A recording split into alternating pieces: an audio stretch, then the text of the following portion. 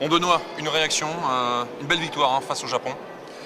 À chaud, oui, on a une belle victoire, effectivement, on s'est bien battu, on était à -5 il y a 10 minutes de ça, donc on est très bien remonté, on s'est donné, on n'a pas lâché. Belle victoire pour un deuxième match et moi pour mon premier bien, donc voilà, on est content, on est content. C'est vrai qu'en seconde période, on a retrouvé, si j'ose dire, l'état d'esprit avec soi, avec de l'agressivité. Voilà, et tout à fait, ouais. On a retrouvé l'état d'esprit.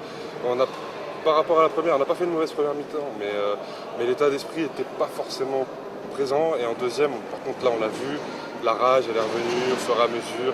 On voit que l'équipe avance, que la préparation se fait au fur et à mesure, et que plus ça va, plus on monte à notre vrai niveau. Puis des automatismes se mettent en place déjà. Ouais, il y a quelques automatismes. Déjà, les trois Algériens qui sont forcément qui se trouvent bien. Nous, on commence à retrouver des repères avec les ailiers, avec Seb, avec Pouic, Benjamin. On trouve des repères sur les arrière-ailiers, les passes arrière-ailiers. Les ailiers, ils font des belles passes. Non, c'est bien. Bon Benoît, pour ton premier match, alors une réaction plutôt satisfaisante quand même. Voilà, on va dire satisfaisant même. C'était mon premier match. Voilà. Il y a quelques beaux tirs et après, voilà, beaucoup de travail encore à faire. Mais la préparation, c'est fait pour ça. Tu retrouves un petit peu tes sensations, notamment au niveau du shoot, ça aussi c'est très important. Oui, bien sûr. Mais, en plus, là, j'ai défendu aussi. C'est ça qui est intéressant pour moi, parce que l'année dernière, je n'ai pas trop défendu. Donc, essayer de gagner ma place en défense, c'est bien. Et l'attaque, ça suivra derrière. Ça suivra tout seul. Didier, réaction, belle victoire. Il y a de quoi être satisfait ce soir? Ouais, alors je te fais une blague, j'allais dire c'est ni bon ni mauvais, si tu vois ce que je veux dire. On a fait une première mi-temps très moyenne. On n'a pas été au rendez-vous sur la défense. On a été catastrophique dans l'impact physique, dans l'envie, dans la motivation, dans la mobilité, dans l'agressivité. Pas à peine d'aller plus loin. Donc on est en difficulté face à cette équipe nationale du Japon. Même si on mène d'un but 16-15, on a pris 15 buts, c'est énorme en ce qui nous concerne.